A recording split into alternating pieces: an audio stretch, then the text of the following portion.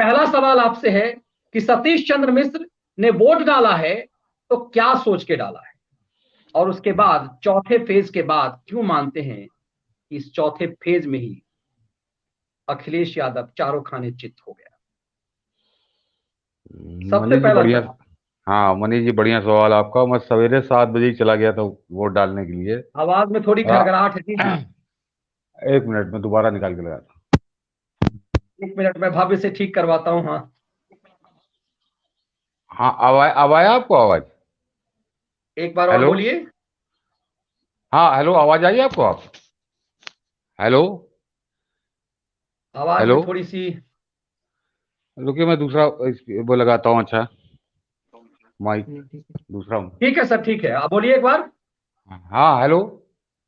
Hello. बिल्कुल ठीक है सर। जी जी जी, ठीक अच्छा। है सर। ठीक।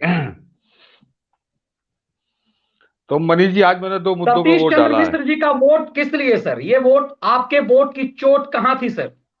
सबसे हाँ पहला सवाल। मेरा वोट 2 मुद्दों पे था। सारा विकास और सुशासन जो था योगी महाराज का, वो मेरी दूसरी प्राथमिकता थी।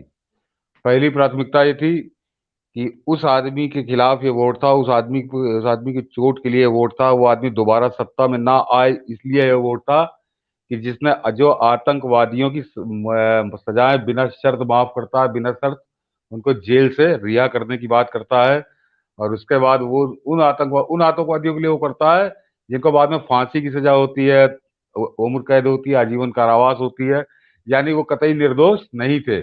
और वो ये अपने घोषणा पत्र में कहता है कि बाद में बेशर्मी से वो कहता है कि मैंने इसलिए क्योंकि मैंने मुसलमानों से वादा किया था, इसलिए मैंने इनको छोड़ने का आदेश दिया था। उसने माफी नहीं मांगी मनीष जी। उसने आज तक ये नहीं कहा, ना उसने कहा, ना उसके पार्टी के किसी नेता ने कहा कि हाँ ये मुझसे गलती हुई थी, मैं इसके लिए माफी मांगता हूँ। और आज भी उसको सही ठहराने की जिद पे अड़ा हुआ है। और उस जिद के लिए वो कहता कि क्योंकि मैंने मुसलमानों से वादा किया था। मनीष जी, वो आतंकवादी वो थे, किसी ने 50 मौतों को जिम्मेदार, कोई 56 मौतों को जिम्मेदार, कोई सीआरपीएफ के जवानों का मौतों का जिम्मेदार, हत्याओं का जिम्मेदार, मौत नहीं हत्याओं का जिम्मेदार अपराधी। बाद में उनको न्यायालय ने सजा दी। यानी तुम उनको खुला अगर छोड़ देते और उनको ये संरक्षण मिलता कि सरकार, मैं पकड़ा जाऊंगा तो सरकार मुझे छोड़ देगी, तो हजारों आदमियों का उन्होंने कत्ल किया होता। क्योंकि एक आतंकवादी नहीं थे, 19 आतंकवादी थे, सब दुर्दांत।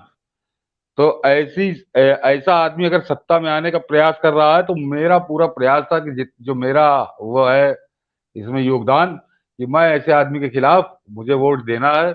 और उस आदमी को देना है जो जो इन लोगों पे अंकुश लगा रहा है। तो इसलिए पहली बात तो मैंने योगी जी को वोट दिया।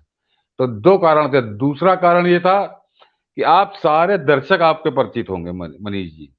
और मुझे शर्म आती है कि कैसे लोग इस आदमी को वोट दे रहे हैं। इस आदमी ने खुलेआम अखिलेश यादव ने कहा कि ये भाजपा की वैक्सीन है, मैं नहीं लगवाऊंगा, लोगों को नहीं लगवानी चाहिए। जब सभा की आएगी, समाजवादी पार्टी की सरकार बनेगी तब।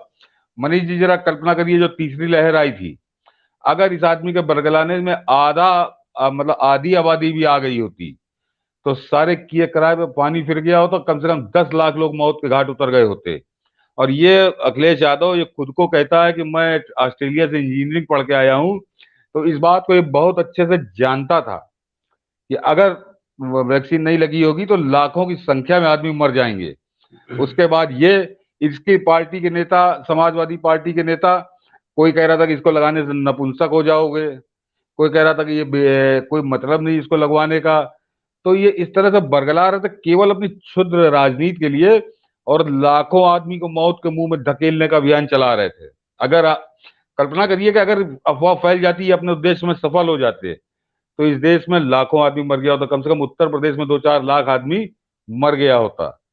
तो जो आदमी इतनी घिनौनी किस्म की राजनीति कर रहा हो सत्ता में आने के लिए, उस आदमी के खिलाफ मेरा वोट था। तो ये पहले 2 कारण थे कि पहला आतंकवाद के प्रति हमदर्दी, आतंकवादियों के प्रति हमदर्दी, और जानलेवा हमदर्दी जो हजारों नागरिकों की मौत का कारण बन जाती है, वो हमदर्दी। और ये आदमी बेशर्मी से कर रहा था, और आज भी बेशर्मी से इस आदमी ने अभी तक माफी नहीं मांगी है। और दूसरा वो कि अपनी राजनीति चमकाने के लिए घटिया घिनौनी राजनीति, तो कहना ही नहीं चाहिए, राजनीति बड़ा बढ़िया शब्द है, पवित्र शब्द है।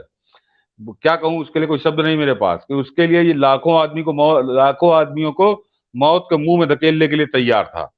तभी खुलेआम सबने देखा है, तो उसके वीडियो हैं और इनके नेताओं के वीडियो हैं, क्या क्या नहीं कहा उन लोगों ने कि किसी तरह से आदमी वैक्सीन न लगवाइए, पूरा प्रयास इस बात का कर रहे थे। और दूसरी तरफ वो सरकार है कि नरेंद्र मोदी ने पूरी दुनिया को चौंका दिया कि मनीष जी 135 करोड़ की हमारी आबादी और हर आदमी को करीब करीब डोज लग चुकी है, हर आदमी को। तो एक तरफ वो और दूसरी तरफ ये, तो इस अंतर को परिभाषित करने के लिए मेरा वो वोट था, और इसीलिए था कि ये आदमी सत्ता में न लौटे। सीधे बहुत साफ बोल रहा हूँ, इसलिए मैंने आज ये वोट डाला। सर आपने बहुत मजबूती के साथ रखा, इसीलिए चूंकि आप इतनी मजबूती के साथ फैक्ट आपने लिखा है, आपके मैंने सोशल मीडिया पर पोस्ट देखा, इसीलिए मुझे लगा कि व्यूअर्स जाने कि सतीश चंद्र मिश्र जैसे गंभीर जर्नलिस्ट के लिए मुद्दे क्या होते हैं।